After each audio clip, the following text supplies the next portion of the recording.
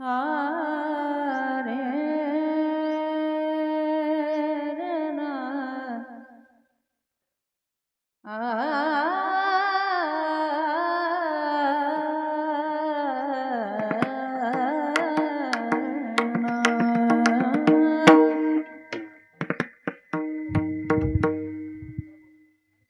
राम कृष्ण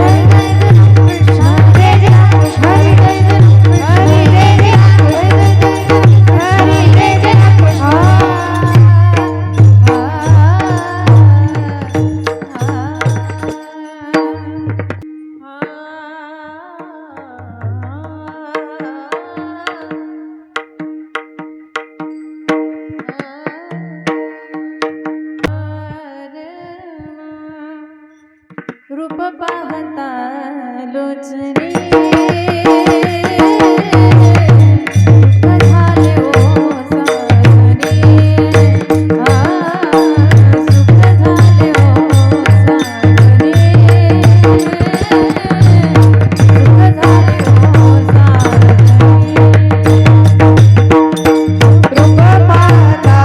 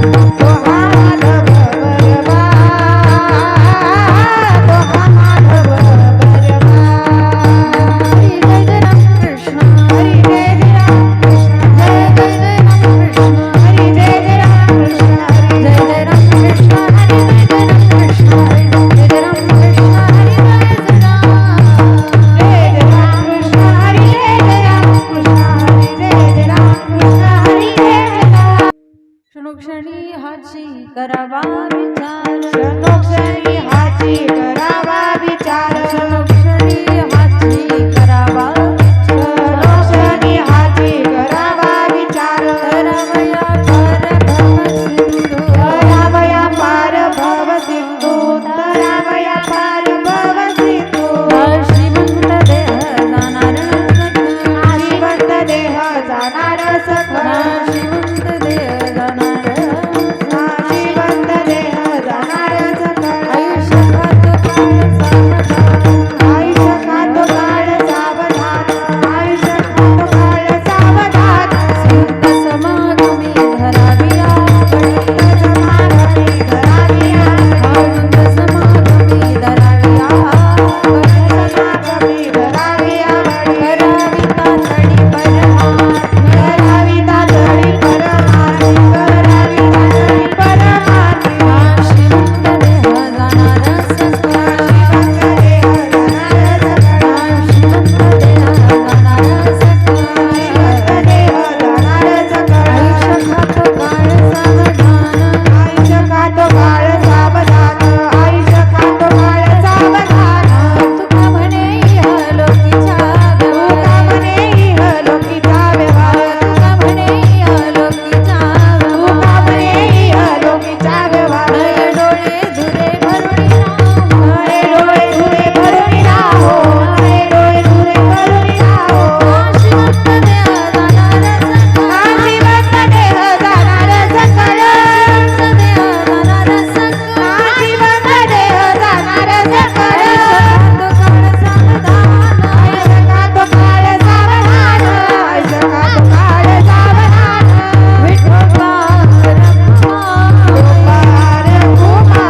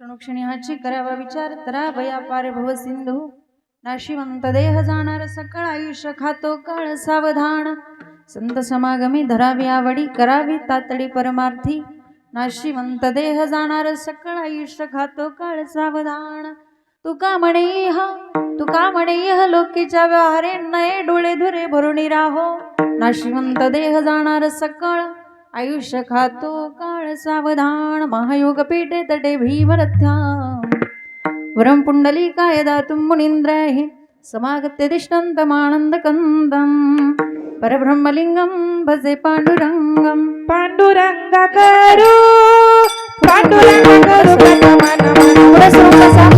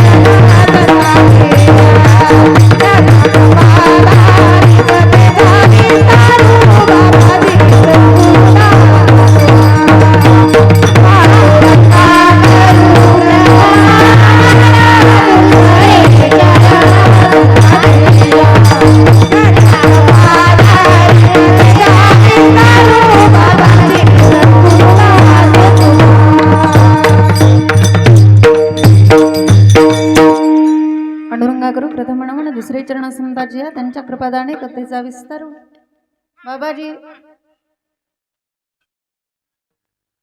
बाबाजी सद्गुरु दास तुकाजयांचे केली स्मरण होय सकल विद्याचे अधिकरण तेच बंधू श्री चरण श्री गुरुचे ते नमस्कार आता ओम नमो ज्ञानेश्वरा करुणा करा दयाळा तुमचा अनुग्रह लादलो पावन झालो चराचरी क्षणोक्षणी हाची करावा विचार तरावया पार भव सिंधू नाशिवंत देह जाणार सकळ आयुष्य खातो काळ सावधान विठ्ठल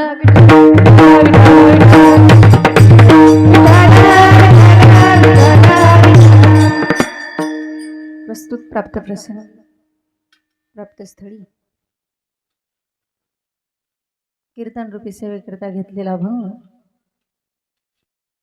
वारकरी संप्रदायाच्या कलशस्थानी विराजमान असणारे जगद्गुरु जगद्वंदनीय श्रीमंत श्री तुकोबाराय त्यांचा उत्कृष्ट असा उद्देशपर आणि 4 चरणाचा अभंग आज या ठिकाणी सेवेसाठी अभंगावर भावार्थ मांडण्यापूर्वी अल्पसा परिहार ज्या निमित्ताने आपण सर्वजण या ठिकाणी उपस्थित झालेला आहात निमित्त सर्वांना ज्ञात आहे आज ज्यांचं प्रथम वर्षश्राद्ध आहे ते या गायकवाड परिवारातील असणारे कैलासवासी पिताश्री बाबा मारुती गायकवाड या पिताश्रींच्या प्रथम वर्षश्राद्धाच्या निमित्ताने आजची ही कीर्तन रूपी सेवा या परिवाराने आयोजित केली आणि ज्यांच्या संपर्कातून ही सेवा मिळाली ते याच कुटुंबातील पाहुणे नातेवाईक असणारे आदरणीय जे व्यवहारे काकांच्या माध्यमातून या ठिकाणी येण्याचा योग आला आणि या ठिकाणी या निमित्तातून काहीतरी नामस्मरण घडावं या उद्देशाने या परिवाराने हा कीर्तन सोहळा आयोजित केला. आपल्या आईवडिलाच्या उपकारातून उतराई होण्यासाठी केलेला थोडासा प्रयत्न म्हणजे वर्षश्राद्ध. कशाला म्हणायचं वर्षश्राद्ध? जो विधी वर्षाने केला जातो आणि जो विधी श्रद्धेने केला जातो त्याला म्हणायचं वर्षश्राद्ध. एका वर्षानंतर आपण सर्वजण श्रद्धायुक्त अंतकरणाने या ठिकाणी आला वयाला म्हणायचं वर्षश्राद्ध. त्यानिमित्ताने नामसंकीर्तन का झालं पाहिजे? कारण आज कलियुगामध्ये कलियुगी उद्धार हरीच्या नामे, आज कलियुगामध्ये मनुष्य जीवनाचा उद्धार जर कशाने होत असेल तर तो हरीच्या नामस्मरणाने होतो. आणि म्हणून कीर्तनाचा कार्यक्रम आयोजित केला. काही लोक म्हणतात की वर्षश्राद्धाच्या दिवशी ब्राह्मण काकांना बोलवायचं, त्यांच्याकडून सगळं पूजा विधी सगळं करून घ्यायचं, त्यानंतर झालं वर्षश्राद्ध, कीर्तन ठेवण्याची काय गरज आहे? परंतु आज तुम्ही जेवढं काही कराल तेवढं आपल्या वडिलांसाठी कमी, आईसाठी कमी आहे. या निमित्तातून काहीतरी ज्ञानदान घडणं, अन्नदान घडणं, तुम्ही जे काही दान करता, वस्त्रदान, अन्नदान, ज्ञानदान, ते सगळं त्या जीवात्म्यापर्यंत पोहोचत असतं. ते पुण्य त्या जीवात्म्याला जात असतं. म्हणून या ठिकाणी ज्ञानदान हे श्रेष्ठ दान आहे, अन्नदान हे श्रेष्ठ दान आहे. म्हणून या कुटुंबाने आपल्या वडिलांसाठी हा सुंदर असा अट्टहास केलेला आहे. कीर्तन का ठेवायचं? कारण कसं असतं, कीर्तनासारखं सोपं काय का? नामसंकीर्तन साधन बाई सोपे. बाकीचं कर्म किती अवघड आहे, तप जप हे किती अवघड आहे. मग कीर्तनासारखं सोपं काहीच नाही. आणि समजा तुम्ही ब्राह्मण काकाकडून पूजा वगैरे करून घेतात, ते सुद्धा कर्म थोडं अवघड आहे असं म्हणावं लागेल. कारण कसं राहतं, ज्यावेळेस तुम्ही ब्राह्मण काकांना बोलवल्यानंतर आपली काकांच्या पाठीमागं घाईच सुरू असतं, काका उरका लवकर उरका. काका पण काही जास्त बारीक सारीक विचार करत नाहीत बसत.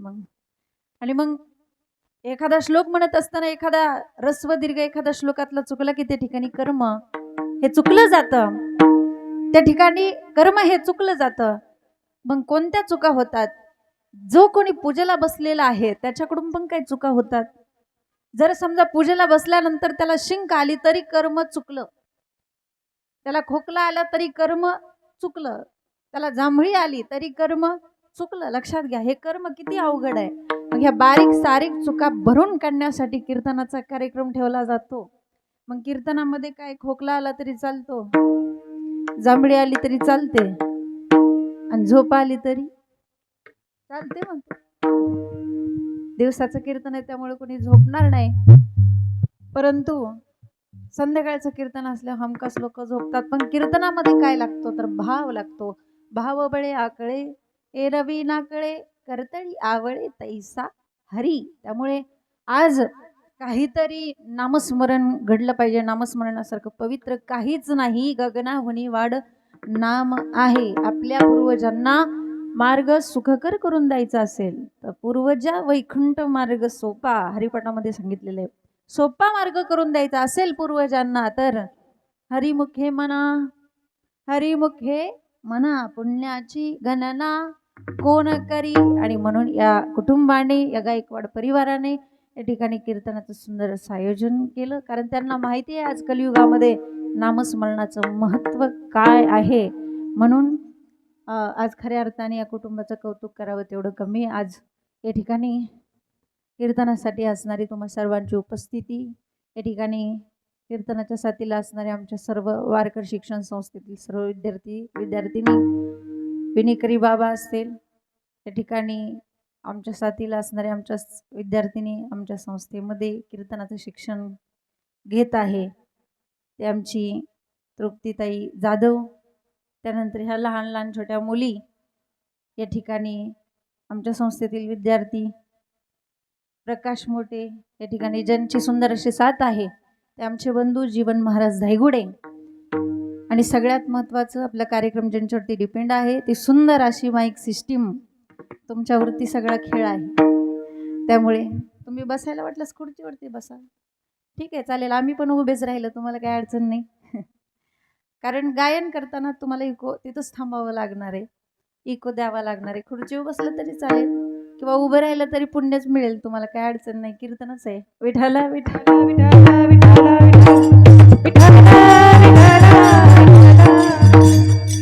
खऱ्या अर्थाने सर्वांची साथ आहे आणि सर्वांच्या साथीतून हे घडत असतं. मग सर्वांची उपस्थिती आहे आणि या निमित्ताला अनुसरून हा अभंग सेवेकरता घेतलेला क्षणोक्षणी ह्याची करावा विचार. तरावया पार भव सिंधू नाशिवंत देह जाणार सकळ आयुष्य खातो काळ सावधान.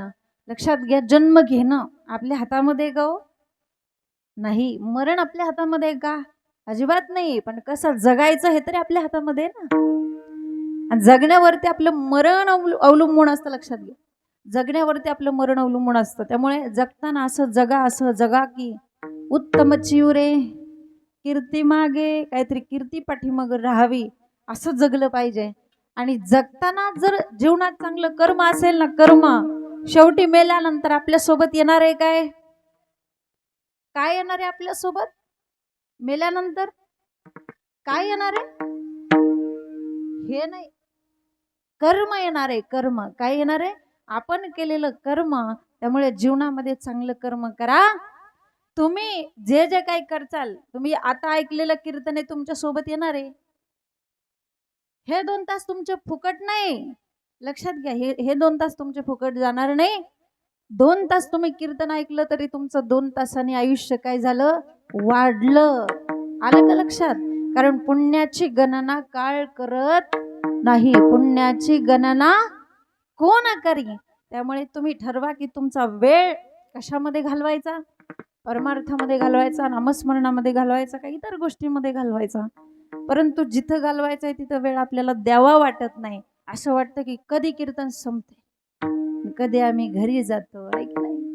म्हणून लक्षात घ्या, जीवनामध्ये आपण केलेलं कर्म, आपण केलेलं जे काही पुण्य असेल तेच आपल्या सोबत येणार आहे. बाकी सगळं खालीच राहणार आहे. त्यामुळे आपल्या हातून आपल्याला जेवढं काय चांगलं करता येईल तेवढं करण्याचा प्रयत्न केला पाहिजे.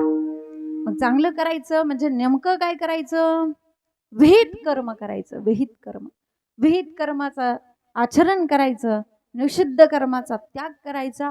विहित कर्मामध्ये 4 प्रकार पडतात: नित्य, नित्य, नैमित्तिक, काम्य आणि प्रायश्चित्त. नित्य, नैमित्तिक, काम्य आणि प्रायश्चित्त हे 4 प्रकारची कर्मशास्त्रामध्ये मानव जातीला करायला सांगितली. महत्वाचे कर्म आहे. त्यातलं पहिलं कर्म काय आहे? नित्य कर्म. ज्याच्या जीवनामध्ये काहीतरी नित्यनेम असेल, ज्याच्या जीवनामध्ये काहीतरी नित्यनेम असेल त्याला मोक्षाची प्राप्ती होते. मग कोणताही नित्यनेम असू द्या, कोणताही. तुम्ही जर समजा एखाद्या श्वानाला, जर श्वानबली आपण त्याला म्हणतो, जर समजा तुम्ही एखाद्या कुत्र्याला रोज भाकरी टाकत असाल, रोज, हा तुमचा जर रोजचा नित्यनेम असेल तरी पण तुम्हाला मोक्षाची प्राप्ती होते.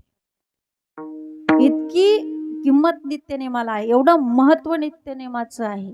लक्षात घ्या, नित्यनेम नामी ते प्राणी दुर्लभ, लक्ष्मी वल्लभ तयाजवळी. ज्याच्या जीवनामध्ये नित्यनेम आहे, माऊली म्हणतात लक्ष्मी वल्लभ तयाजवळ. त्याला वैकुंठामध्ये लक्ष्मी वल्लभ म्हणजे साक्षात परमात्म्याजवळ ज्याला जागा मिळते. म्हणून जीवनात नित्यनेम असावा. आणि ज्याच्या जीवनामध्ये काहीच नित्यनेम नाही, हरिविन जन्म, नरकची पै जाना, यमाचा पाहुणा प्राणी होय. तो मात्र कुणाचा पाहुणा होणार आहे? यमाचा पाहुणा होणार आहे. मग ठरवा, तुम्हाला देवाचा पाहुणा व्हायचंय का यमाचा पाहुणा व्हायचा? शांती दया पाहुणा हरी करी. हरीचा पाहुणा व्हायचा असेल, देवाचा पाहुणा व्हायचा असेल तर नित्यनेम नामी. मग तुम्ही जीवनामध्ये नित्यनेमाने काय करू शकता?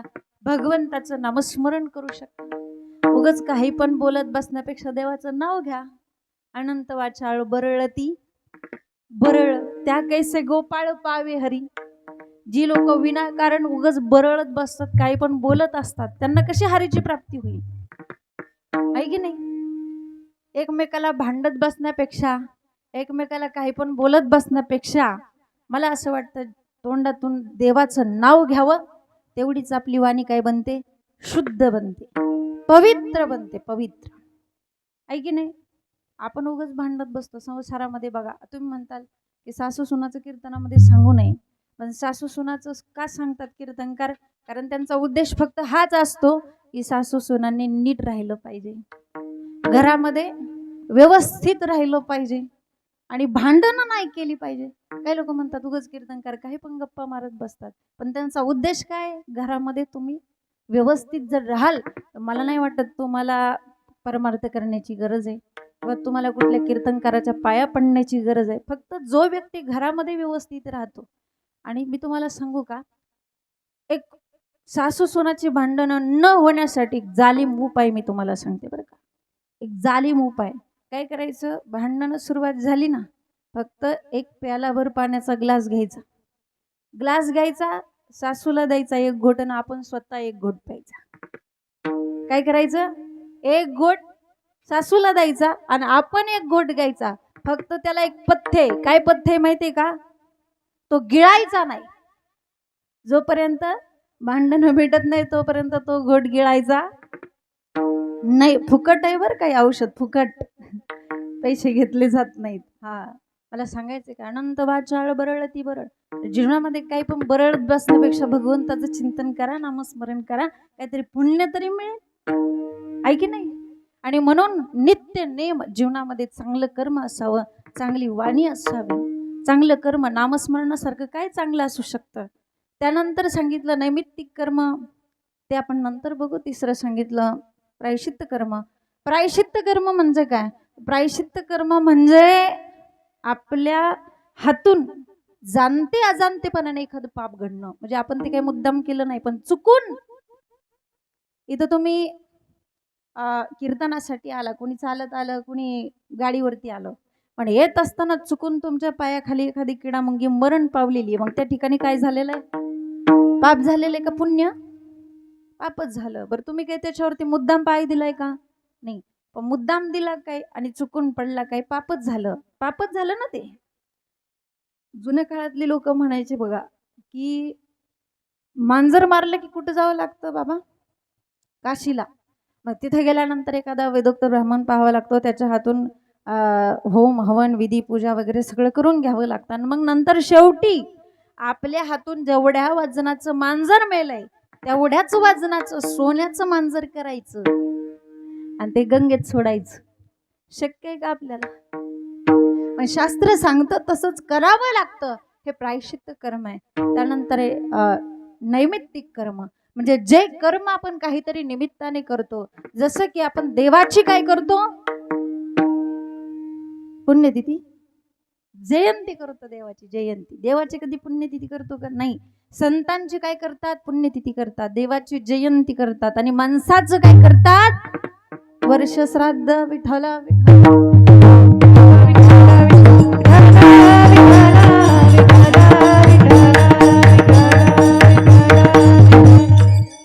म्हणून आजचं हे नैमित्तिक कर्म आहे आणि त्या निमित्ताने आजची कीर्तन रूपी सेवा आहे. जीवनामध्ये चांगलं कर्म करा. मी सांगितली कर्म का? कारण जीवनात आपण केलेलं कर्मच आपल्यासोबत येणार आहे, बाकी आपल्यासोबत काहीही येणार नाही. जेणेकरून असं वागा की उत्तमची उरे कीर्ती मागे. एक माणूस, त्याचा रोजचा एक नियम होता, सकाळी उठलं की गावातल्या एका तरी माणसासोबत भांडण करायचं, त्याच्याशिवाय त्याचा दिवसच जात नव्हता. रोज रोज उठलं की भांडण. आणि मग एके दिवशी त्याने विचार केला, जास्त वय झालं होतं त्याचं, त्याने विचार केला की आपलं काही आता सांगता येत नाही, आपली गॅरंटी देता येत नाही, आपण गावकऱ्यांशी आतापर्यंत इतकं भांडलो, इतका गावकऱ्यांना त्रास दिला. त्याला पश्चाताप झाला. मग त्याने एक चिठ्ठी लिहिली आणि त्या चिठ्ठीवरती त्याने लिहिलं की गावकऱ्यांना, मी जिवंत असताना तुम्हाला खूप त्रास दिला, तुमच्याशी खूप भांडलो, त्यामुळे मी मेल्यानंतर तुम्ही सगळ्यांनी माझ्या पायाला दावं बांधायचं आणि मला ओढत ओढत स्मशानभूमीपर्यंत न्यायचं, ही माझी शेवटची इच्छा. आणि खरंच दुसऱ्या दिवशी गेला होतो. म्हणचाल कसं काय? आता दृष्टांतामध्ये काय पण शक्य होतं. गावातली सगळी लोक जमा झाली आणि एकाचं लक्ष त्या चिठ्ठीकडे गेलं. ती चिठ्ठी खोलली आणि बघितलं तर त्या चिठ्ठीमध्ये त्याने वाचलं, गावकऱ्यांनो, मी जिवंत असताना तुम्हाला खूप त्रास दिला, तुमच्याशी खूप भांडलो, त्यामुळे मी मेल्यानंतर तुम्ही सगळ्यांनी माझ्या पायाला दावं बांधायचं, मला ओढत ओढत स्मशानभूमीपर्यंत न्यायचं, ही माझी शेवटची इच्छा आहे. वाचणारं म्हणू लागलं, काय माणूस आहे, जिवंत असताना तर त्रास दिलाच दिला, पण मरताना पण म्हणते की मला ओढत न्या. म्हणजे हा पण त्रासच आहे ना. मग एक बाबा म्हणले, अरे असं काय बोलतो हा, काय बिचारा आपल्याला नंतर त्रास द्यायला येणार आहे का, बिचाऱ्याची शेवटची इच्छा आहे, त्याची ती शेवटची इच्छा आपण पूर्ण केली पाहिजे. ठीक आहे म्हटले. मग सगळ्या गावकऱ्यांनी त्याच्या पायाला दाव बांधलं आणि त्याला ओढत ओढत स्मशानभूमीपर्यंत चालवलं. पण स्मशानभूमी मोठ्या हायवे रोडच्या कडेला होती आणि रस्त्यावरून इन्स्पेक्टर साहेबांची गाडी चालली होती. साहेबांनी गाडी थांबवली, सगळा प्रकार बघितलं आणि साहेब मनामध्ये विचार करू लागले, काय या गावातली लोक किती निष्ठुर अंतकरणाची आहेत. खुशाल या गरीब बिचाऱ्या माणसाला अख्ख्या गावाने ओढत चालवलंय. साहेबांना इतका राग आला, इतका राग आला, साहेबांनी लगेच 2 मोठे पिंजरे बोलवून घेतले आणि अख्ख्या गावाला 6 महिने जेलमध्ये टाकले. म्हणजे गेला तो गेला, पण गाव जेलमध्ये टाकूनच गेला. म्हणून माणसाने मरावं, पण कसं, तुका म्हणे एक मरण्याची सर,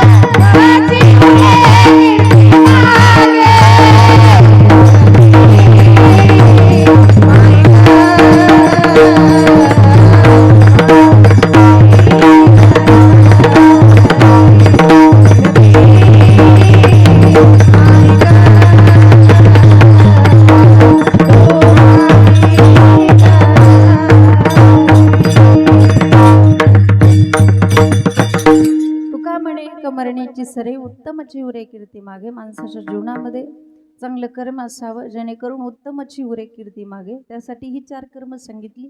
त्यातलं आजचं जे कर्म आहे ते नैमित्तिक कर्म आहे. ज्या निमित्ताने आपण सर्वजण या ठिकाणी आला, त्या निमित्ताला अनुसरून हा भंग सेवेसाठी घेतलेला आहे. क्षणोक्षणी हाची करावा विचार, तरावया पार भव सिंधू. महाराज म्हणतात, जीवनामध्ये माणसाने विचार केला पाहिजे. कोणता विचार केला पाहिजे, किती विचार केला पाहिजे, विचार का केला पाहिजे, हा सगळा विचार या अभंगामध्ये महाराजांनी सांगितलेला आहे. माणूस हा विचार करणारा प्राणी आहे आणि माणसाने जीवनामध्ये कृतज्ञतेने वागलं पाहिजे. कारण माणसाने कधीतरी विचार केला पाहिजे, अरे आपल्याला कुणामुळे आज ह्या नरदेहाची प्राप्ती झाली, आपल्याला कुणामुळे आज हा देव कळाला, आणि आईबाप जीवनामध्ये आपल्या जीवनामध्ये किती महत्वाचे आहेत. ही कृतज्ञता माणसाच्या अंतःकरणामध्ये असावी, आणि ज्याच्या अंतःकरणामध्ये ही कृतज्ञता आहे तोच माणूस आहे असं म्हणायला काय हरकत नाही रे. आपल्यावरती उपकार आहेत देवाचे, आपल्यावरती उपकार आहेत संतांचे, आपल्यावरती उपकार आहेत आपल्या आईवडिलांचे, आपल्यावरती उपकार आहेत समाजाचे, आपल्यावरती उपकार आहेत देशाचे, आपल्यावरती उपकार आहेत ह्या देशाचं रक्षण करणाऱ्या त्या जवानाचे. मनुष्य कोणाच्या ना कोणाच्या तरी उपकाराखाली आपलं जीवन जगतोय, पण सगळ्यात पहिल्यांदा आपल्यावरती उपकार आहेत भगवंताचे. कुणाचे? भगवंताचे. का बरं? कारण ज्यावेळेस भगवंताने ही सृष्टी निर्माण केली, एके गेली भूचरे, एके गेली खेचरे, एके गेली जलचरे, चरे अचरे ती एके. काही भूचर केले, काही खेचर केले, तर काही जलचर केले. भूचर म्हणजे भूमीवरती चालणारे, खेचर म्हणजे आकाशात उडणारे, जलचर म्हणजे पाण्यात राहणारे. थोडासा आवाज वाढवा. जलचर म्हणजे पाण्यात राहणारे. कशी सृष्टी भगवंताने निर्माण केली आहे का. सर्पादी योनीच्या ठाई मी पायाची केले नाही, एक एक केली बहुपाई. 7 फुटाचा साप तयार केला, पण त्याला एक पण पाय नाही दिला. आणि 3 इंचाची गोम तयार केली, पायच मोजता येत नाहीत. एवढी चित्र विचित्र सृष्टी भगवंताने निर्माण केली. पण यांच्याकडे बघितल्यानंतर भगवंताला समाधान वाटलं नाही का. कारण याच्यातला एक पण मला ओळखणारा नाही, याच्यातला एक पण मला जाणणारा नाही. म्हणून भगवान परमात्म्याने सुधारलेली आवृत्ती तयार केली माणूस. आणि माणसाकडे बघितल्यानंतर मात्र भगवंताला समाधान वाटलं. देखोनी मनुष्य देहासी सुख झाले भगवंतास. औट हात का मानव देहा लाने तुझ दिया. औट हात का मानव देहा लाने तुझ दिया. खाया पिया सुख से सोया नाग जमाना खोया. खाया पिया सुख से सोया नाग जमाना खोया. कि भज मन नारायण, कि भज मन नारायण, कि भज मन नारायण, भज मन नारायण. हा 3.5 हाताचा देह भगवान परमात्म्याने निर्माण केला. आणि याच्याकडे बघितल्यानंतर भगवंताला समाधान वाटलं. फक्त देहच नाही तर त्यामध्ये इंद्रिय दिली. इंद्रिय दिली, इंद्रिय हात पाय कान डोळे मुख बोलाया वचन. जेने तू जोडसी नारायण, नासे जीव पण भवरोग. दिले इंद्रिय हात पाय कान डोळे मुख बोलाया वचन. इंद्रिय दिली, फक्त इंद्रियच नाही तर त्यामध्ये जीव दिला. जेणे हा जीव दिला दान, तयाचे करीन मी चिंतन. मग किती उपकार आहेत त्या भगवंताचे.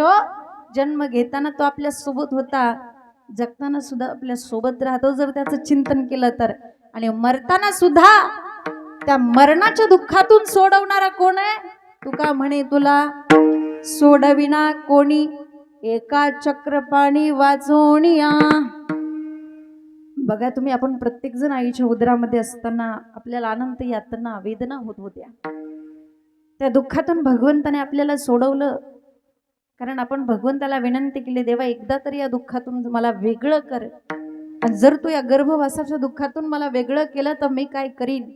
आठवीन पाय हा माझा नवस, आठवीन पाय हा माझा नवस. तर मी तुला कधी विसरणार नाही. पण तोच माणूस आता काय म्हणतो की कुठे देव, देव आहे तर तो दाखवा. ज्या माणसाने देवाला वचन देऊन तो इथं आला, आठवीन पाय हा माझा नवस, तोच माणूस काय म्हणतोय आता देव नाही. देवाला वाटलं आपण एवढा देह याला दिला, बुद्धी दिली, बुद्धीचे वैभव अन्य नाही तुझे. हा आपल्याला ओळखेल, हा आपली जाणीव ठेवील. परंतु आपण मात्र देवाचा काय केलाय, विश्वासघात केला आहे की नाही. विश्वासघात केला. देवाला वाटलंय पण झालं मात्र वेगळंच. कधी कधी आपल्या पण जीवनामध्ये आपल्याला वाटतंय पण होतं भलतंच. आहे ना, प्रत्येकाचा अनुभव आहे की नाही. आपल्याला वाटतंय पण होतं वेगळंच. कधी कधी आपल्या जीवनामध्ये घडतं असं. बघा तुम्हाला एक दृष्टांत सांगेल. एक भिकारी असतो. तो भिकारी पुण्यासारख्या शहरामधून फिरत असतो. फिरत असताना जोरात मोठाचा पाऊस सुरू होतो. आणि आता एवढा जोराचा पाऊस सुरू झाल्यानंतर जायचं कुठे, इकडं तिकडं आडोसा शोधत होता. पुणे शहर आहे, पुण्यामध्ये आपल्यासारख्या चांगल्या माणसाला कोणी जागा देत नाही. भिकाऱ्याला कोण जागा द्यायचं. इकडं तिकडं आडोसा बघत होता, कोणी जागा द्यायला तयार नाही. पाऊस जोराचा चालू आहे. पण तो ज्या ठिकाणी उभा होता त्या ठिकाणी एक पोलीस स्टेशन होतं. आणि समोरून एक बाई हातामध्ये छत्री घेऊन येत होती. छत्री. तेव्हा त्याने अशी एक आयडिया केली की ही जर का बाई आपल्या जवळ आली की हिच्या हातातली छत्री आपण हेच काम घ्यायची. मग ती ओरडेल, मग पोलीस लोक येतील, आपल्याला घेऊन जातील. तेवढीच आपली एक रात्र मस्तपैकी आरामामध्ये निघून जाईल. आणि जशी ती बाई त्याच्या जवळ आली तशी याने तिच्या हातातली छत्री हिसकावून घेतली. तशी ती बाई त्याला म्हटली, बाई तुमची असली तर घेऊन जा बाई, आम्ही पण दुसऱ्याचीच आणली होती. म्हणजे याला वाटलं एकन, झालं मात्र वेगळंच. तसं देवाला वाटतं एकन, होतं वेगळंच. पण लक्षात घ्या, जन्म घेताना त्या दुःखातून सोडवणारा भगवंत आहे. जगताना त्या जगण्याना सुद्धा आपल्याला दुःख आहे. बघा, जगताना सुद्धा माणसाच्या जीवनात दुःख आहे. एक संकट मिटत नाही तोपर्यंत दुसरं संकट आपल्या समोर उभाच आहे. हो, आहे की नाही? प्रत्येकाचा अनुभव. एक श्रीमंत माणूस असतो आणि त्या मालकाच्या घरी अशी लहान मोठी 100 जनावरं असतात. आणि त्या जनावरावरती लक्ष ठेवण्यासाठी त्याने एका नोकराला ठेवलेलं असतं. तो नोकर रात्रंदिवस त्या जनावरावरती लक्ष ठेवायचा. एके दिवशी तो नोकर मालकाला म्हटलं, मालक असं काहीतरी नियोजन करा की रात्रीचं मला झोप मिळाली पाहिजे. मालकाने सांगितलं, तू एक काम कर, तू काय कर, संध्याकाळी सगळी जनावरे खाली बसली की तू जाऊन झोपायच. संध्याकाळ झाली की तो सगळी जनावरे खाली बसायची वाट बघू लागला. अशी एक करत करत 99 जनावरे खाली बसली, पण एक वासरू होतं ते खाली बसतच नव्हतं. मग ह्याने काय विचार केला, जावावं ह्याला धरून खाली बसवावं म्हणजे आपल्याला जाऊन झोपता येईल.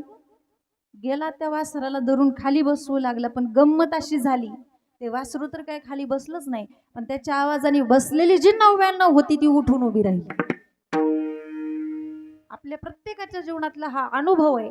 एक संकट मिटत नाही तोपर्यंत 1000 अडचणी आपल्या समोर उभ्याच आहेत. माणसाच्या जीवनात जगताना सुद्धा दुःख आहे. आणि मला असं वाटतं की दुःख आलंच पाहिजे. दुःख आल्याशिवाय सुखाची किंमतच कळत नाही. आणि आपल्या जीवनात जर दुःखच नसतं तर आपल्याला देवच आठवला नसता. देवच आठवला नसता. सुखात कोण आठवतंय हो देवाला? दुःख आलं तरच देवाची आठवण होते ना आपल्याला.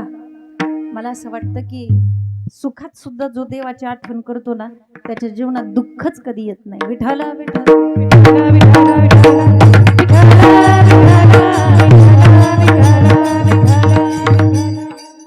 जगतानाही दुःख आहे. महाराजांनी तर आमच्या सांगितलंय अगोदरच, दुःख बांधवडी आहे हा संसार, किंवा संसार दुःख मुळं.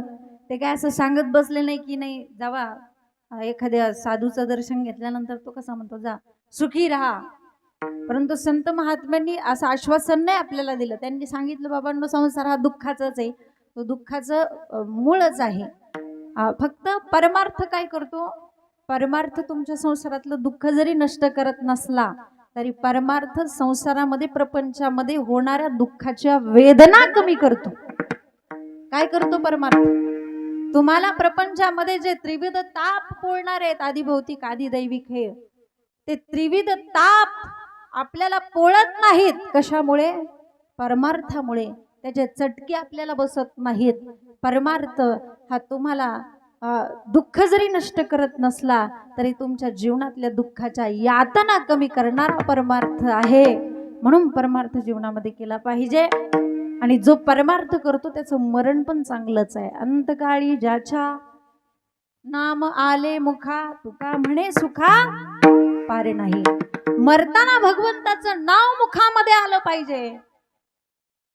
तुका म्हणे सुखा, त्याच्या सुखाला पारावारच नाही. पण इतकं सोपं नाही मरताना देवाचं नाव मुखामध्ये येणं. मरताना भगवंताचं नाव मुखामध्ये घेणं सोपं आहे, पण ते मुखाला येणं मात्र खूप अवघड आहे. खूप. मरणाऱ्या व्यक्तीला समोरच्या भिंतीवरती आपलं मरण दिसत असतं, पण तरी सुद्धा तो देवाचं नाव मुखात घेऊ शकत नाही. का? कारण त्याची वाचाच पहिल्यांदा बंद होते आणि मग जीव जातो. वाचाच बंद होते पहिल्यांदा, देवाचं नाव घेणार कसं? म्हणून ज्याच्या मुखात आलं तो खऱ्या अर्थाने भाग्यवान आहे. त्याच्या जीवनामध्ये खरा परमार्थ आहे, अखंडतेचा, प्रेमाचा परमार्थ आहे. म्हणून मरताना माणसाच्या जीवनात दुःख आहे, त्या वेदना कमी करण्यासाठी देवाचं नाव मुखामध्ये आलं पाहिजे. किती दुःख आहे मरताना? शास्त्र असं सांगतं की प्रत्येकाच्या देहावरती 3.5 कोटी केस आहेत. त्यातल्या प्रत्येक एका केसाला 100 इंगळ्या चावल्यांच्या जेवढ्या वेदना होतात तेवढ्या मरणाच्या वेदना होतात. आपल्याला जर शरीराच्या एखाद्या भागावरती एखादा विंचू चावला तर किती वेदना होतात. पण त्याच भागावरती जर का 100 विंचू चावले एकदाच तर किती वेदना होतील. एवढ्या वेदना कशाच्या आहेत? मरणाच्या आहेत. म्हणून या वेदना होऊ नये असं वाटत असेल तर जीवनामध्ये परमार्थ असावा. परमार्थ तुम्ही निदान कमीत कमी स्वतःला जगायसाठी तरी परमार्थ करा. लक्षात घ्या, परमार्थ हे महाधन, जोडी देवाचे चरण. म्हणून हे दुःख, हे वेदना माणसाच्या जीवनामध्ये मरेपर्यंत आहेत, पण भगवंत आपल्या सोबत जर असेल तर कोणत्याच वेदना कोणतंच दुःख होत नाही. म्हणून मरणावरती विचार केला पाहिजे. एका भक्ताची देवाकडे प्रार्थना आहे, देवा माझं मरण कसं असावं. इतना तो करना स्वामी, जब प्राण तन से निकले, गोविंद नाम लेकर तब प्राण तन से निकले, उस वक्त जल दिया नहीं शाम भूल जाना, राधे का साथ लाना, जब प्राण तन से निकले, जब कंठ प्राण आए, कोई रोग ना सताए, जब कंठ प्राण आए, कोई रोग ना सताए, यम दर्श ना दिखाए, जब प्राण तन से निकले. माझं मरण कसं असावं, मरताना माझ्या शरीराची अवस्था काय असावी. ज्यावेळेस माझ्या शरीरातून हा प्राण निघून जाईल ना, त्यावेळेस माझ्या चेहऱ्यावरती सुंदर असं हास्य असावं, माझ्या हृदयामध्ये तुझी सावळी मूर्ती असावी आणि माझ्या मुखामध्ये तुझं गोड नाव असावं. असंच माझं मरण असावं. कधीतरी मरणावरती विचार करा, मरणावरती विचार केला पाहिजे. साधू हा मरणावरती विचार करतो आणि तो स्वतः ठरवतो की मला मरायचंय कधी. अंतकालेच मामेव स्मरण मुक्त्वा कलेवरम यप्रयाती समद्भावम याती नास्त्यत्र संशयः. म्हणून कधीतरी मरणावरती, सामान्य माणूस मरणावरती विचारच करत नाही, साधू हा मरणावरती विचार करतो. सामान्य माणूस त्याला अचानक मरण येतं. कसं येतं, माऊली म्हणतात उरी आदळली या मरण. माणसाला अचानक मरण येतं. म्हणजे जसं की एखादा माणूस इतका पळतो इतका पळतो इतका पळतो आणि पळत असताना पुढं खड्डा आहे त्याला दिसतच नाही, कारण पळण्याचा वेगच एवढा असतो. त्याला समोर कळतंय, ज्यावेळेस तो त्या विहिरीच्या अलीकडे 2 पावलं असतो त्यावेळेस त्याच्या लक्षात येतं अरे पुढं विहीर आहे. रोखू शकतो का तो स्वतःला? नाही रोखू शकत. त्या ठिकाणी त्याला त्या विहिरीत पडावंच लागतं, मरावंच लागतं. तसं आपलं आहे, आपल्याला अचानक मरण येतं. साधूला त्याच्या इच्छेने मरण येत असतं, कारण तो मरणावरती विचार करतो. माणूस कधी मरणावरती विचारच करत नाही. म्हणून कसं पाहिलं तर मेलं तरी माणसाची सुटका नाही, पुन्हा जन्म घ्यावा लागतो ना. पुन्हा जन्म, पुन्हा मरण. आपलं सगळ्याचं आडनाव काय? गायकवाड नाही, आपल्या सगळ्याचं आडनाव आहे करमरकर. काय आडनाव आहे? करमरकर. करायचं कशासाठी? मरायसाठी. मरायचं कशासाठी? करायसाठी. करायचं कशासाठी? मरायचं. मरायचं कशासाठी? आपलं आडनाव काय? करमरकर. लक्षात ठेवा. हा, तसं जन्म झाला की मरण, मरण झाला की जन्म, जन्म झाला की मरण, हे सतत चालूच आहे. पुनरपि जननम पुनरपि मरणम पुनरपि जननी जठरे शयनम. पुन्हा जन्म, पुन्हा मरण, पुन्हा जन्म, पुन्हा मरण, हे सतत चालूच आहे. किती वेळा जन्म यावे नित्य भावे भजित. जन्म घेण्याचं दुःख आहे काय सांगू गर्भेचे यातना. मज भोगीता नारायणा मांस मळ मूत्र मज क्षण क्षणाध्यातसे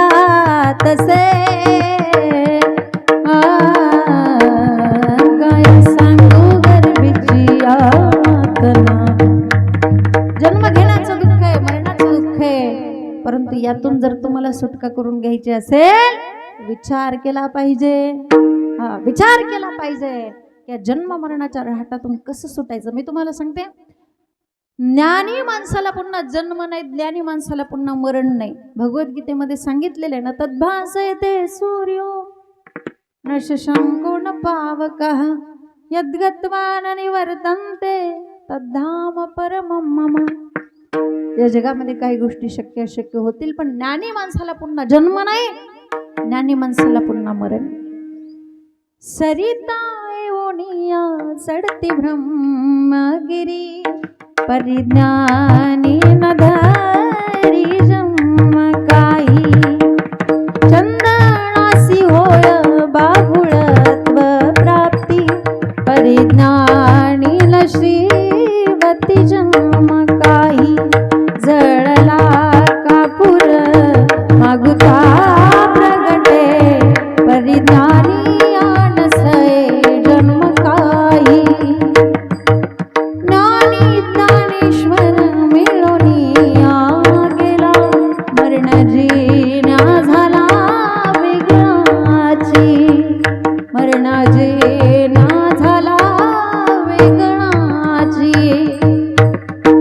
जगामध्ये काही गोष्टी शक्य अशक्य होतील, पण ज्ञानी माणसाला पुन्हा जन्म नाही, ज्ञानी माणसाला पुन्हा मरण नाही. मग ह्या जन्म मरणावरती विचार केला पाहिजे. तेवढं ज्ञान आपल्याकडे आहे, आपण तेवढा विचार करू शकतो. ज्या वेळेस जगद्गुरु तुकोबारायांनी हा समाजाचं निरीक्षण केलं, ऑब्झर्वेशन केलं, त्यावेळेस तुकोबारायांच्या लक्षात आलं की माणूस हा विचार प्रधान प्राणी आहे. जो विचार करत नाही त्याला माणूसच म्हणता येत नाही. तुम्ही इथं कीर्तनात जरी बसलेला असला तरी प्रत्येकाच्या डोक्यात आता काही ना काहीतरी विचार चालूच आहे की नाही. माणूस हा विचार करणारा आहे. मग तुकोबाराय म्हणतात, जन्म झाल्यापासून मरेपर्यंत तुम्ही काहीही विचार करण्यात आपलं आयुष्य वाया घालवण्यापेक्षा तुम्ही फक्त हाच विचार करा. कोणता? अभंगाच्या प्रथम चरण. क्षणोक्षणी हाची करावा विचार. क्षणोक्षणी हाची करावा विचार. क्षणोक्षणी हाची करावा विचार. क्षणोक्षणी हाची करावा विचार.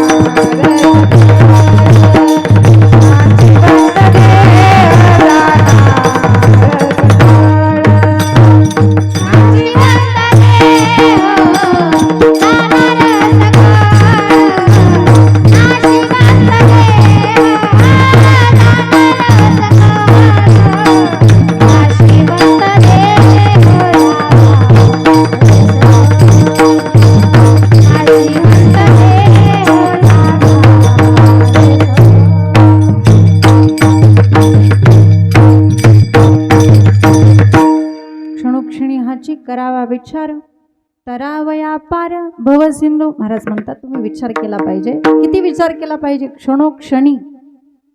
काही शब्द वापरला? क्षणोक्षणी, प्रत्येक क्षणाला तुम्ही विचार केला पाहिजे. बरं, महाराजांना असं पण म्हणता आलं असतं ना, दिवसे दिवस हाची करावा विचार, किंवा महिनोमहिने हाची करावा विचार, किंवा वर्षानुवर्षे हाची. असा शब्द प्रयोग नाही केला महाराज. महाराज काय म्हणतात? क्षणोक्षणी, प्रत्येक क्षणाला विचार केला पाहिजे. का?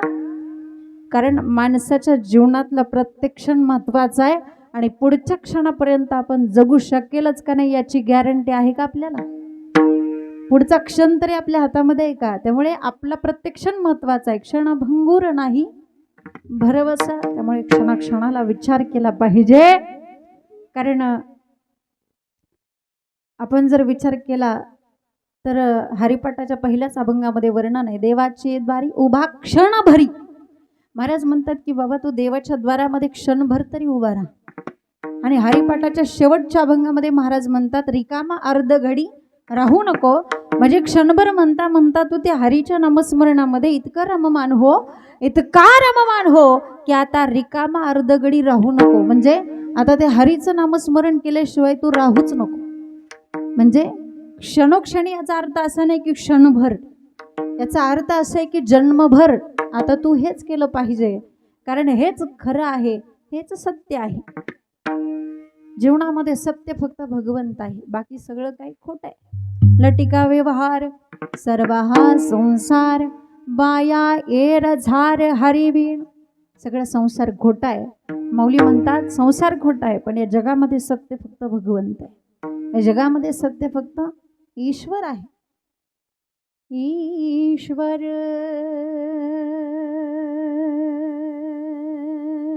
सत्य है, सत्य ही शिव है.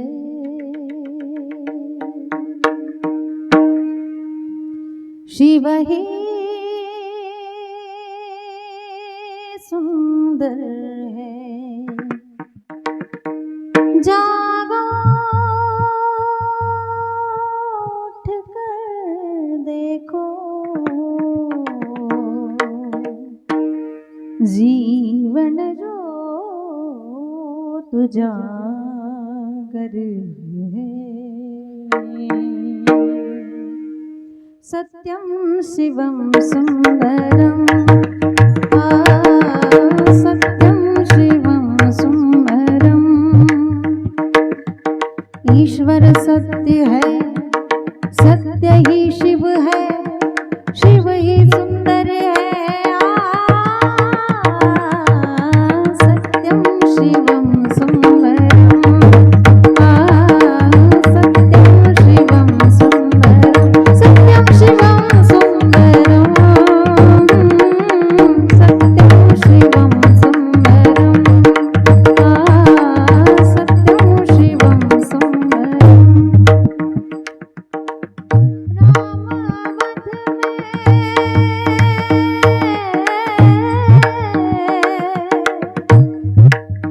रामावध में काशी में शिव, कान्हा वृंदावन में.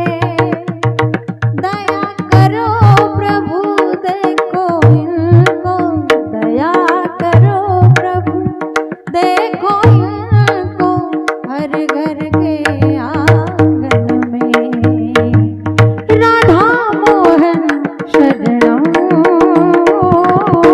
सत्यम शिवम सुंदरम, सत्यम शिवम सुंदरम.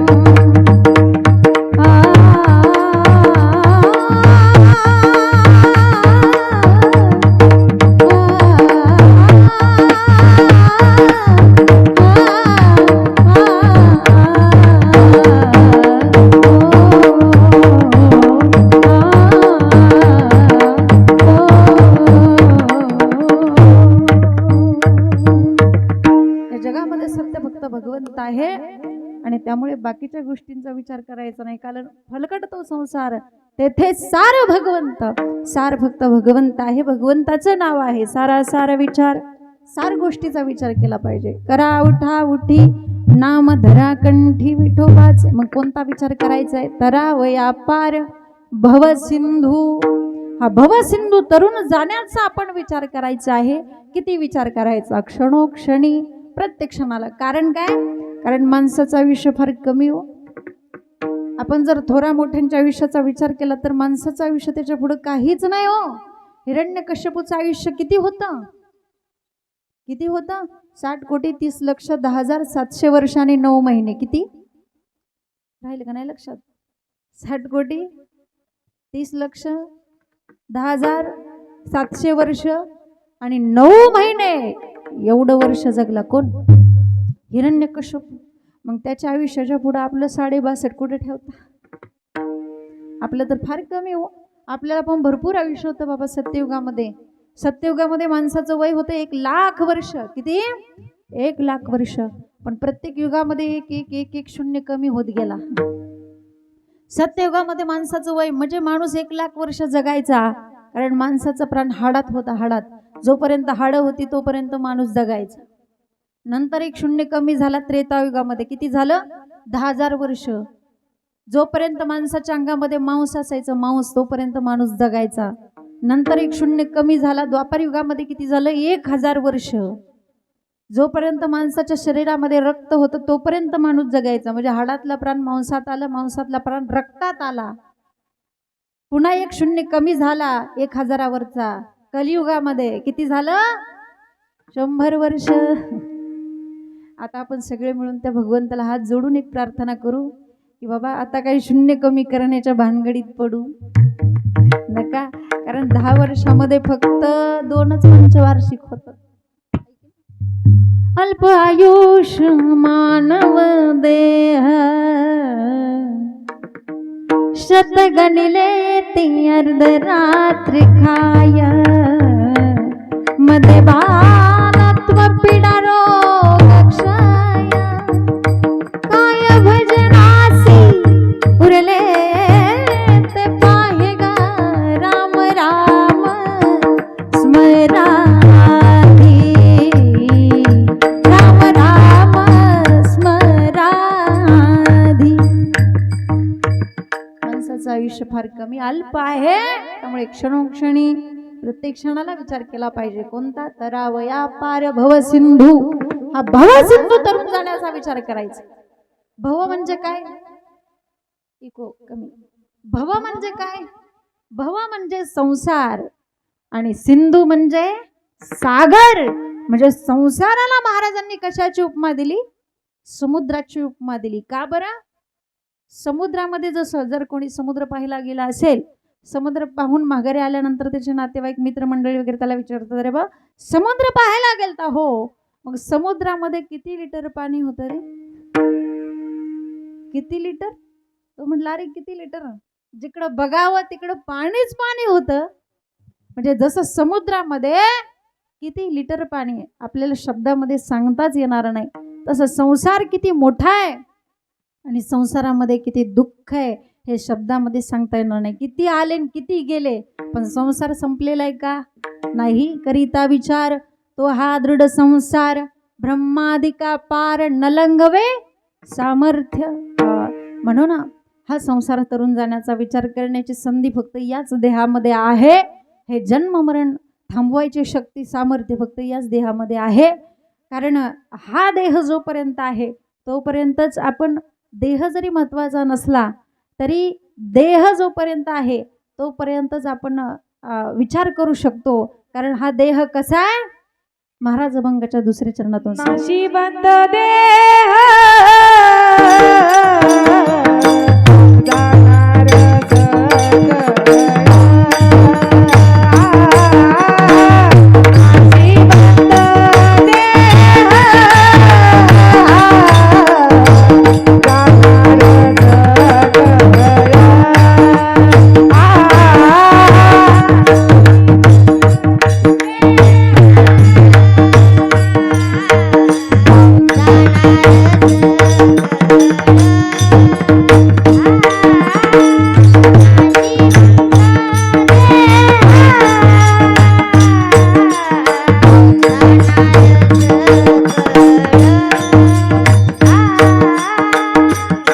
नाशिवंत देह जाणार सकळ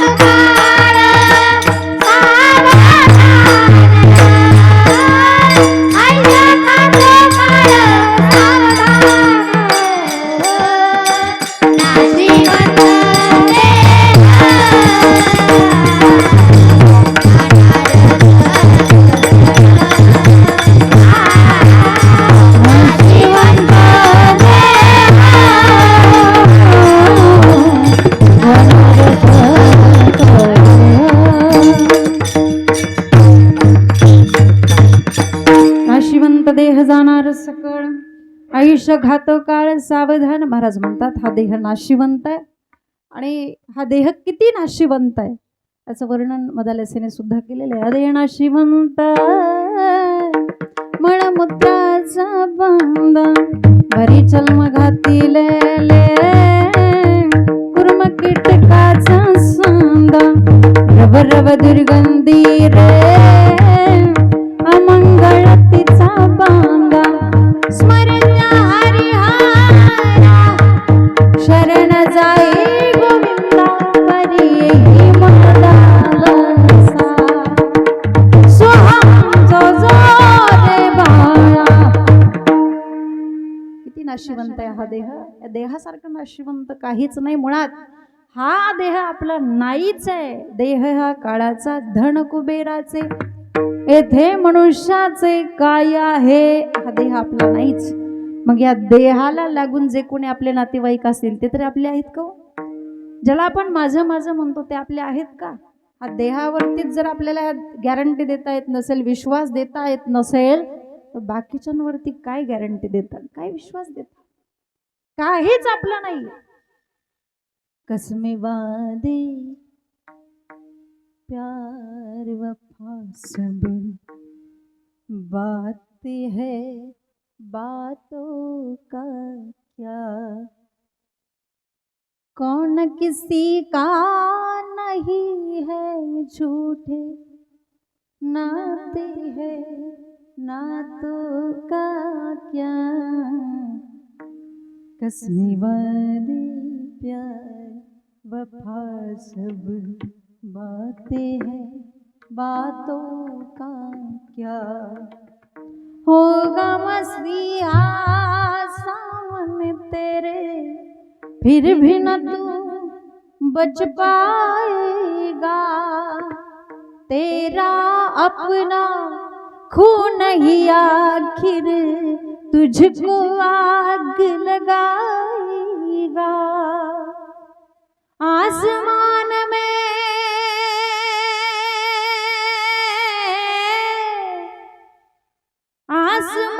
में उड़ने वाले मिट्टी में मिल जाएगा। कसमी वादे प्यार वफा सब बातें हैं, बातों का क्या। सुख में तेरे साथ चलेंगे, दुख में सब मुंह मोडेंगे। ही दुनिया कशी बघा तुम्ही, जोपर्यंत आपण सुखात आहोत तोपर्यंत आपल्या सोबत आहेत, पण आपल्या वाट्याला दुःख आलं की ही दुनिया सुद्धा आपल्या बरोबर येत नाही। सुख में तेरे साथ चलेंगे, दुख में सब मुंह मोड़ेंगे। देते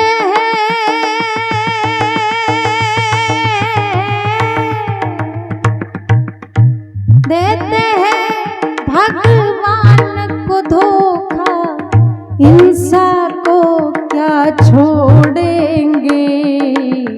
कसमें वादे प्यार वफा सब बातें हैं, बातों का क्या।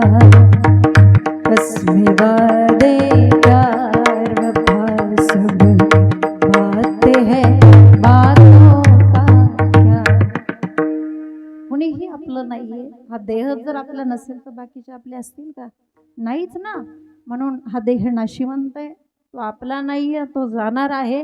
प्रत्येक क्षणाला काळ आपलं आयुष्य खाते, त्यामुळे सावधान व्हा असं तुकोबार आपल्याला सांगतात। पण सावधान होऊन करायचंय काय? संत समागमी धरावी आवडी, करावी तातडी, परमार्थी संताचा समागम करा आणि संतांच्या समागमामध्ये परमार्थ करा। कारण नाशिवंत देह जाणार सकळ, आयुष्य खातो काळ, सावधान विठोबा रखुमाई। जय जय विठोबा रखुमाई।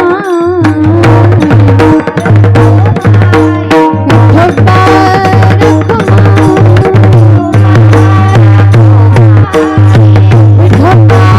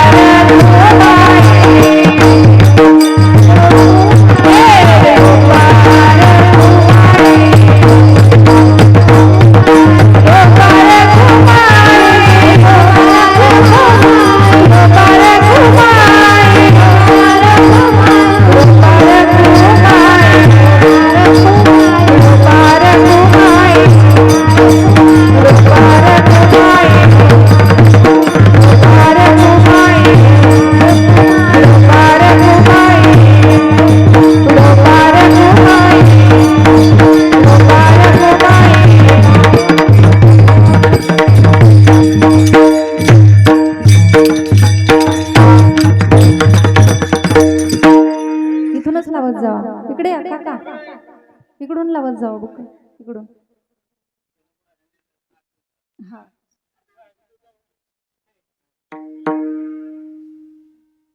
क्षणोक्षणाची करावा विचार, तराव्या पार भव सिंधू नाशिवंत देह जाणार सकळ आयुष्य घातो गाळ सावधान. संत समागमी धरावी आवडी, करावी तातडी परमार्थी नाशिवंत देह जाणार सकळ आयुष्य घातो काळ सावधान. महाराज म्हणतात संतांची समागम करा, संतांच्या समागमामध्ये परमार्थ करा, कारण त्याची माझे हित करीती सकळ. संतांना जेवढं आपलं हित माहीत आहे तेवढं मला नाही वाटत बाकी कोणाला माहीत असेल. एक तर जगामध्ये फक्त दोनच वर्ग असे आहेत की ज्यांना आपलं हित कळतं, एक म्हणजे आपले आई वडील आणि दुसरे म्हणजे संत. म्हणून विश्वास ठेवायचा असेल, ऐकायचं असेल, नसेल संतांवरती विश्वास तर किमान आई वडिलाचं तरी ऐकलं पाहिजे. कारण आई वडिला इतका आपला विचार कोणीच करू शकणार नाही. लेकुडाचे हित वाहे माऊलीचे चित्त, जीवनामध्ये आई वडिला एवढा विचार जीवनात कोणीच करू शकत नाही. आई वडील म्हणजे आपलं प्रत्येकाचं सर्वस्व आहे. आई म्हणजे घराचं मांगल्य आहे, तर बाप म्हणजे घराचं अस्तित्व आहे. आई म्हणजे घराचा कळस आहे, तर बाप म्हणजे घराचा पाया आहे. एकदा एक जण माझ्याकडे आले, मला म्हटले ताई आम्ही एकदा तरी आमच्या आईवडिलांच्या गळ्यात पडून सांगायला पाहिजे होतं की आमचं त्यांच्यावरती किती प्रेम आहे. मग का नाही सांगितलं? आम्हाला काय माहिती इतक्या लवकर जातील, इतक्या लवकर त्यांचा मृत्यू होईल. म्हणून जोपर्यंत माईबाप आहेत तोपर्यंतच त्यांना मिठी मारून घ्या, त्यांच्या समोर आपलं प्रेम व्यक्त करा.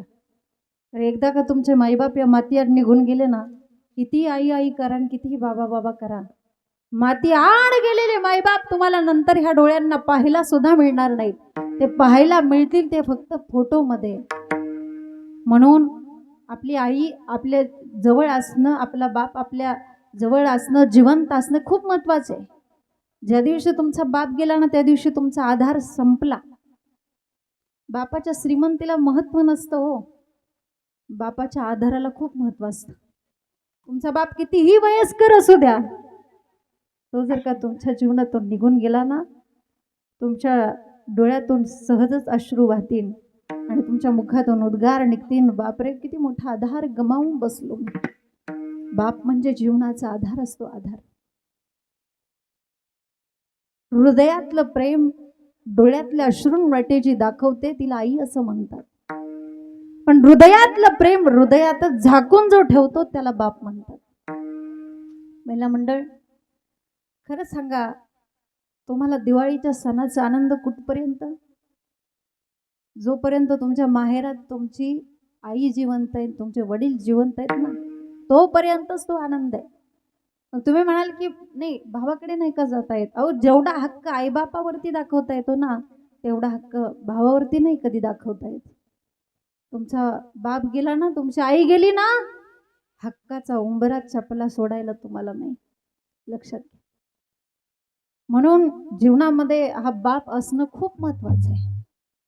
ज्याच्या जीवनामध्ये बाप आहे, बापाचा आधार आहे, त्याचं जीवन खरंच सुंदर आहे. लहानपणीच वडील निघून गेल्यानंतर खूप मोठ्या जबाबदाऱ्या लहान वयात पेलाव्या लागतात. हे वडील गेल्यानंतर कळतं एका एका वस्तूसाठी किती तरसावं लागतं. म्हणून वडिलांची किंमत केली पाहिजे, वडिलांचं महत्त्व कळालं पाहिजे. आज ही खरी काळाची गरज आहे. बापाला समुद्राची उपमा देण्यात आलेली आहे. समुद्रामध्ये जसं कितीही नद्या येऊन मिळत राहिल्या तरी समुद्र कधी आपली मर्यादा ओलांडत नाही. अगदी त्याच पद्धतीने घरातला जो बाप आहे ना, त्या बापाच्या अंतःकरणामध्ये घरातल्या सर्वांचे दुःख समाविष्ट करून घेण्याची ताकद असते.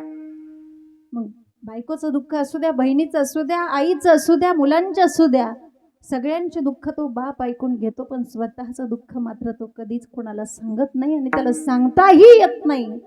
मग कधीतरी त्या बापाचं अंतःकरण ओळखायला शिका. मला असं वाटतं की बापाचं मन कळतं ते फक्त त्या घरापासून दूर असणाऱ्या त्या मुलीला. मुलगी बापाचं मन ओळखू शकते बरं का. वडिलांच्या अंतःकरणामध्ये काय दुःख आहे हे फक्त मुलीलाच कळू शकतं.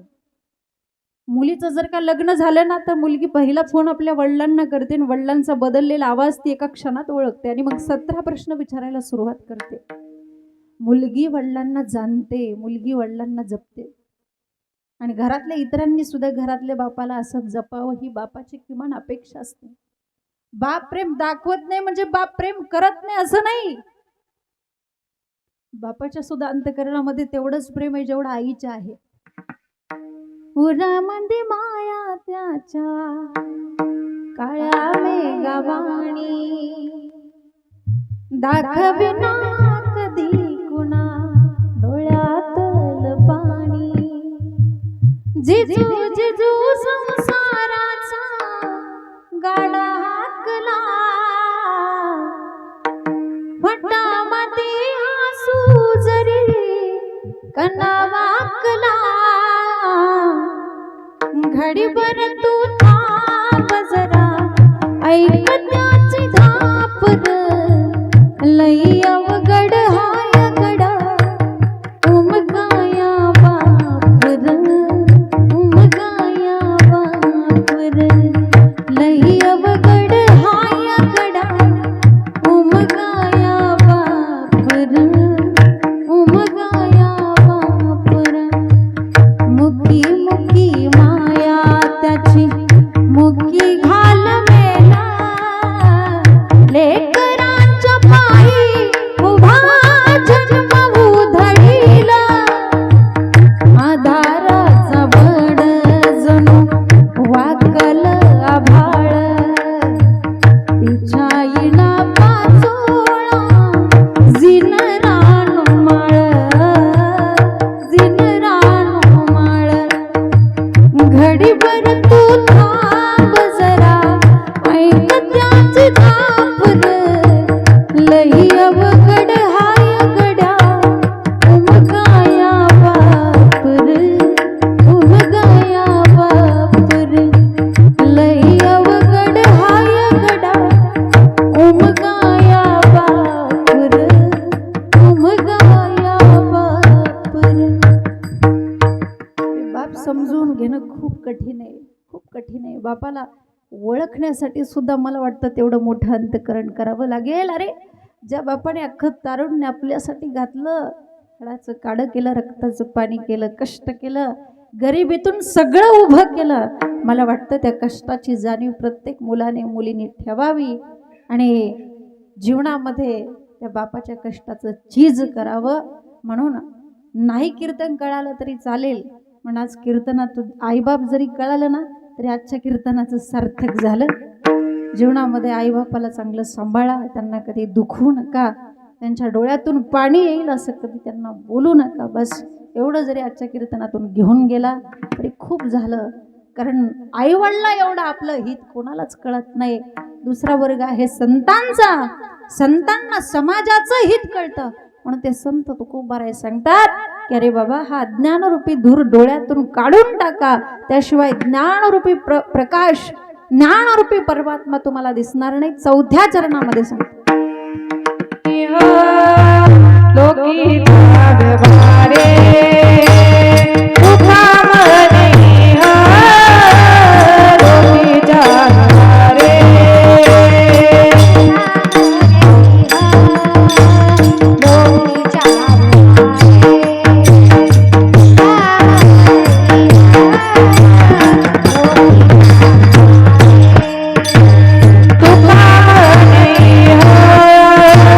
लोकी जाणारे